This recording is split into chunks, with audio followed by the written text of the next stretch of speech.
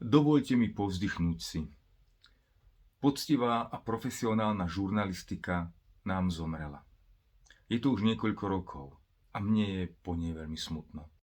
Na jej hrobe tancujú besní propagandisti, patologickí manipulátori, ktorým nejde o získavanie informácií, ale o šírenie naratívu, ktorý je prospešný iba jednej politickej strane či vetve.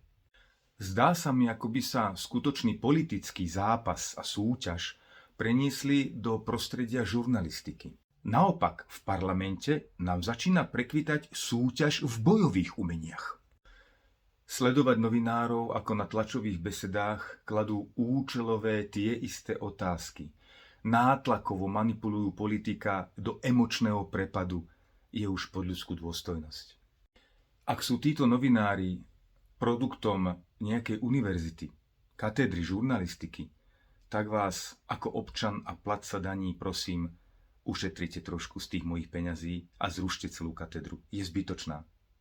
Ušetrené peniaze by ste mohli vložiť do fondu na podporu youtuberov a influencerov.